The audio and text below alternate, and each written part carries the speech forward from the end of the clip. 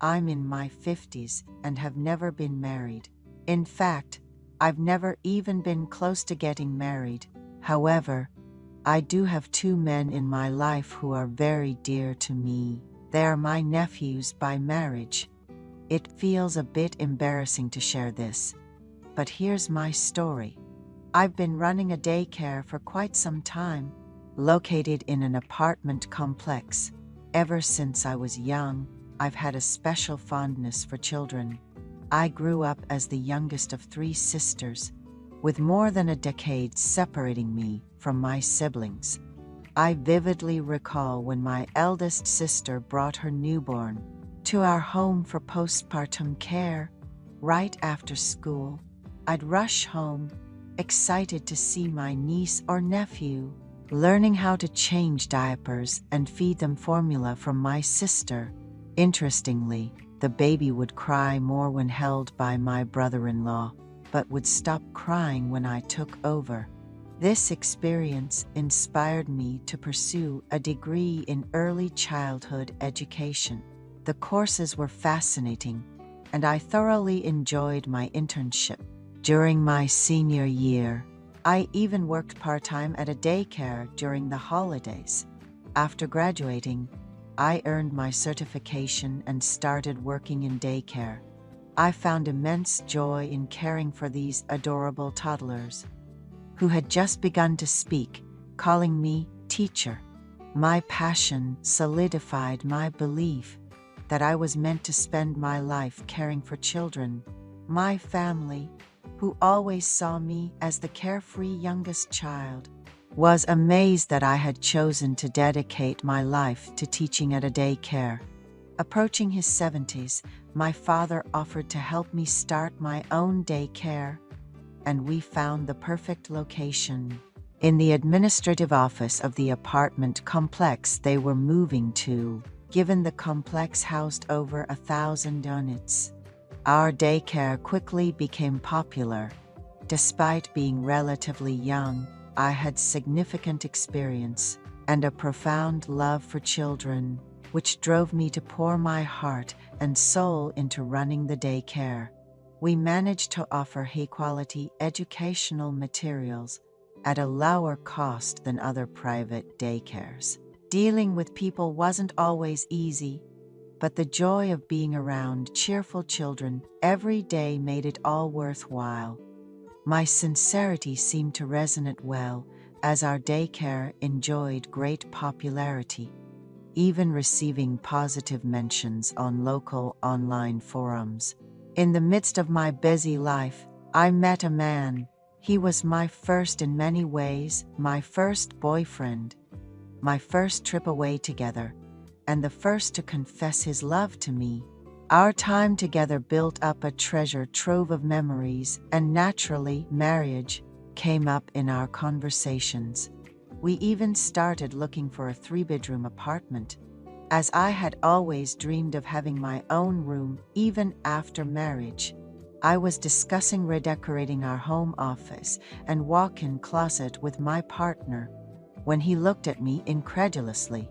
"Why would newlyweds need separate rooms?" he asked. I told him I wanted my own space, but then he brought up his mother. "What about my mom then?"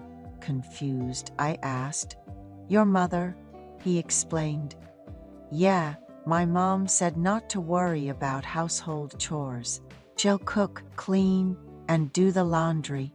She even offered to help us with some of the lease, suggesting we all live together. And since she has bad knees, it would be best if she took the master bedroom for easier access to the bathroom." You got that? It turned out my boyfriend and his mother had already planned everything without consulting me. His reasoning was that since I liked kids, he assumed I'd be great at taking care of adults too. I was speechless. How could I marry someone who informs rather than discusses? Right then and there, I broke up with him. My ex-boyfriend and his mother only approached me because I had a stable job as a kindergarten principal. It was my first relationship, and I was genuinely excited. But this experience made me lose trust in men and decide to remain single. Occasionally, I developed crushes on the fathers of my students during consultations, but I always held back my feelings, fearing it might disrupt my commitment to staying single. Eventually, I reached my 50s, realizing even if I wanted to, I couldn't have children anymore. My nieces, living in the same neighborhood, both had daughters, who ended up living in my apartment complex. They were exhausted from taking care of their children, but their husbands were easygoing and healthy. One weekend, when my niece left her child with me, she apologized for making me look after her baby too. Taking care of the child was no trouble at all for me, so I happily obliged. In the evening, a son-in-law, whom I'd occasionally greeted, came to pick up the child but ended up staying for beer and chicken while watching a variety show as the child had fallen asleep. It was a pleasant evening, and I got slightly drunk. When I woke up, I found the son-in-law lying next to me, and for a moment, he reminded me of a man I met in my 20s. Overwhelmed by his compliment on my looks and suggesting I could still find a partner, I suddenly felt emotional. I hinted to my nephew-in-law that it was okay for him to stay longer. Pulling out his phone, he said, "The baby fell asleep early. I'll hang out here watching tea with you and head back slowly. Let's have some more fun." We ended up spending the night together until dawn, thanks to my nephew-in-law making time. Thankfully, the little one slept through much of it. My niece was so grateful for the chance to hang out with her friends, without worry that she gifted me a box of fruit. After that day, my nephew-in-law started visiting me every weekend, and my niece began catching up with friends she hadn't seen in a while. My older sister's son-in-law and I got along incredibly well.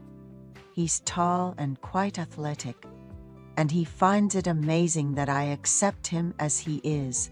My older niece and her husband went on a trip abroad for their wedding anniversary, and my younger niece wanted to leave her child with me because she felt more at ease. She had taken golf lessons and was going to play on the field for the first time. Naturally, I agreed to take care of the child, and my younger niece left for her early morning round. The grandchild was so gentle and beautiful. Even though I don't have children of my own, looking after these kids daily makes me feel young, and I've grown fond of this job. My niece called to say she would be a bit late, and the son-in-law came to pick up the child after his morning soccer game. He brought a pizza to share, feeling sorry, and we had a lovely chat.